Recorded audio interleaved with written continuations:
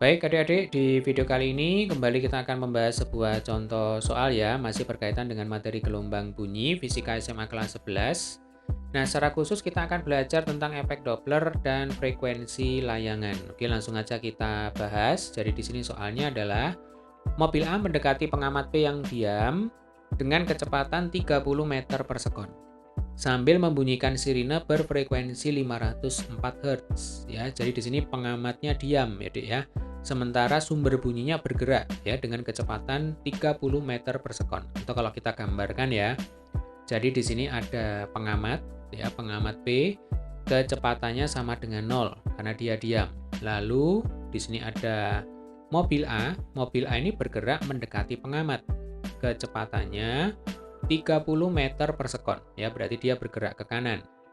Lalu frekuensi sirine yang dibunyikan berarti A ini sama dengan 504 Hz. Saat itu juga mobil B mendekati P dari arah yang berlawanan dengan A pada kecepatan 20 meter per sekon sambil membunyikan sirine berfrekuensi 518 Hz. Jadi ceritanya di sini ada dua mobil A dan mobil B ya.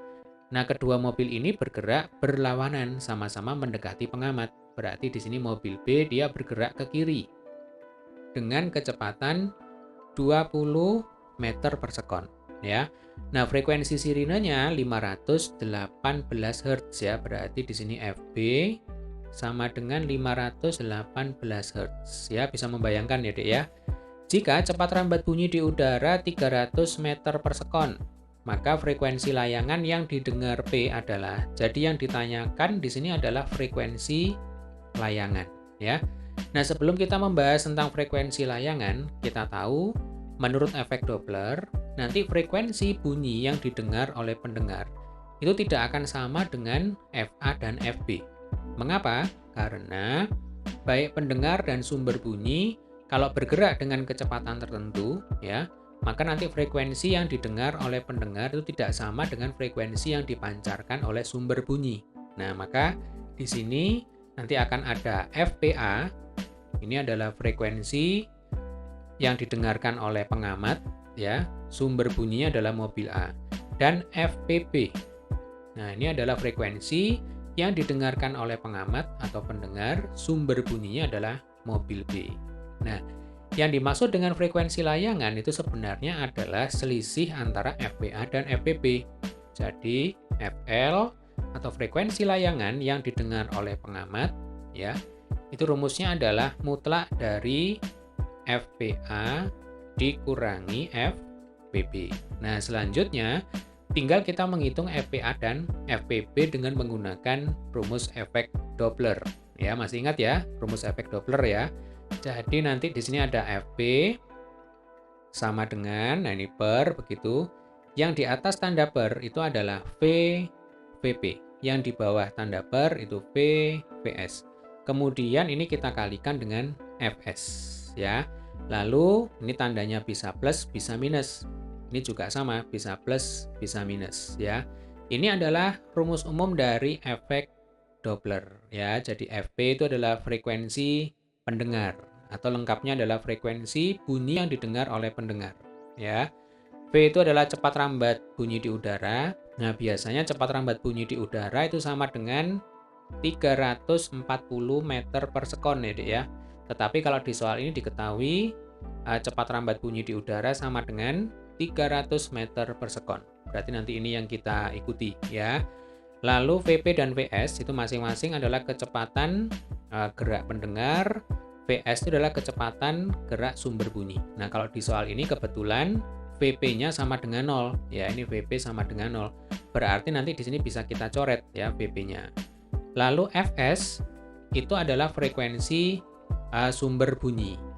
Nah, kemudian problemnya biasanya adalah untuk menentukan tanda dari VP dan VS. Ya, karena VP dan VS ini bisa plus, bisa minus.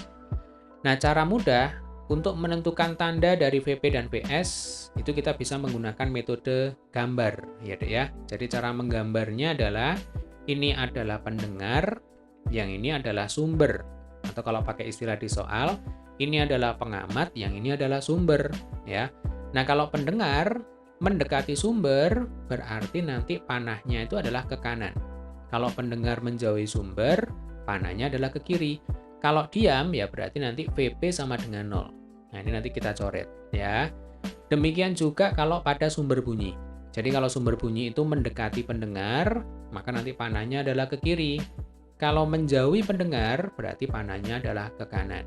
Nah, perjanjian tandanya adalah kalau panahnya ke kanan, maka tandanya adalah plus. Berarti ini plus, yang ini juga plus. Sebaliknya kalau panahnya adalah ke kiri, maka tandanya adalah minus. Ya, sebagai contoh. Kalau sumber bunyi mendekati pendengar, ya berarti panahnya adalah ke kiri. Maka nanti VS tandanya selalu negatif. Lalu kalau misalkan sumber bunyi itu menjauhi pendengar, berarti panahnya kan ke kanan. Betul ya, Dek ya? Nah, karena panahnya ke kanan itu plus, maka VS nanti tandanya juga plus, ya.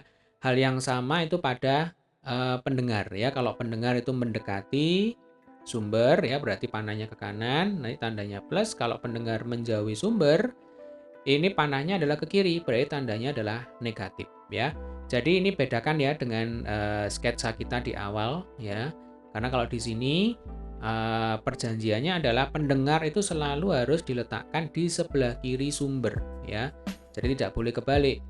Ya, maksudnya tidak boleh kita menggambar sumber itu di sebelah kirinya pendengar.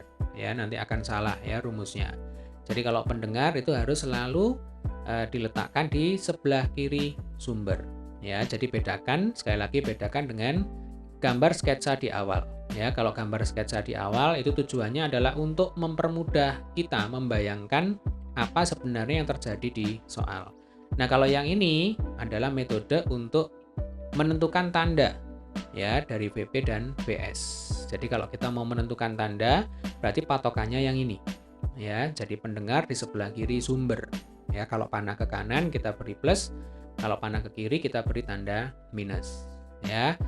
Nah, kalau di soal ini karena sumber ya baik mobil A dan mobil B ya ini sama-sama mendekati pengamat ya. Jadi mobil A mendekati, mobil B juga mendekati. Maka VS itu selalu tandanya adalah negatif karena arah panahnya adalah ke kiri. Sehingga nanti rumus yang kita gunakan adalah FP sama dengan V dibagi V dikurangi VS kita kalikan dengan FS ya. Ini yang kita gunakan untuk menghitung baik FPA dan FPB. Sampai sini bisa dipahami ya. Kalau ada pertanyaan, jangan sungkan untuk menulis di kolom komentar ya. Oke, sekarang kita hitung dulu FPA.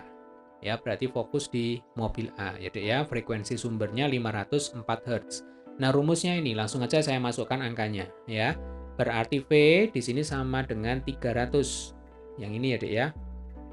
Kita bagi dengan 300 dikurangi VS. VS-nya 30. Nah, yang ini. Kecepatan mobil A ya, kecepatan sumber bunyi. Kita kalikan dengan frekuensi yang dipancarkan oleh mobil A. Berarti ini kali 504 Hz ya, berarti 300 dibagi 270 kali 504 ya. Ini kalau nolnya saya coret atau nanti kalau supaya cepat ya. Ini boleh dihitung dengan menggunakan kalkulator. Kalau angka kan bisa diganti-ganti ya. Yang jelas kalian menguasai konsepnya dengan baik, saya pikir itu sudah cukup ya. Jadi kalau angka nanti bisa diganti-ganti menyesuaikan yang diketahui di soal. Nah, ini kalau kita hitung dengan menggunakan kalkulator itu hasil akhirnya adalah 560 Hz. Jadi ya. Nah, selanjutnya kita akan menghitung FPB. Rumusnya sama ya, V dibagi V min VS kali FS. Berarti 300 dibagi 300 dikurangi kecepatan mobil B. Nah, sekarang kita geser ke mobil B ya, berarti 300 dikurangi berapa? Dikurangi 20. Lalu dikalikan FB ya, frekuensi sirine yang dibunyikan oleh mobil B. Berarti ini kali 518 ya, saya tulis ini ya. Berarti 300 dibagi 280 kali 518. Nah, sekali lagi ini kalau menggunakan kalkulator ya, ini supaya cepat saja. Ini hasilnya adalah 555 Hz. Nah, berarti FPA dan FVB ini sudah berhasil kita temukan. Ya, ini FPA, yang ini FVB. Nah, tinggal kita kembalikan ke rumus frekuensi layangan. Ya, jadi sebenarnya kalau frekuensi layangan itu pengertiannya adalah selisih frekuensi dua sumber bunyi yang memiliki frekuensi yang berbeda. Ya, bedanya itu tidak boleh jauh-jauh. Ya, nah sehingga di sini nanti FL itu sama dengan mutlak dari FPA 560 dikurangi 555. Ya, FPB-nya 555. 560 dikurangi 555 itu sama dengan 5. Ya, berarti mutlaknya 5 ya 5. Berarti FL sama dengan 5 Hz. Jadi kalau ditanyakan berapakah frekuensi layangan yang didengar oleh pengamat P, maka jawabannya adalah 5 Hz.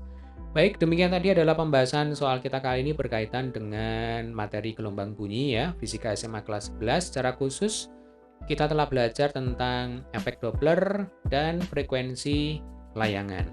Sampai ketemu di video pembahasan soal selanjutnya. Bagi adik-adik yang belum subscribe channel ini, jangan lupa tekan tombol subscribe, kemudian klik like, dan silakan di-share di sosial media kalian. Terima kasih telah menyaksikan video ini hingga selesai. Tetap semangat dan selamat belajar.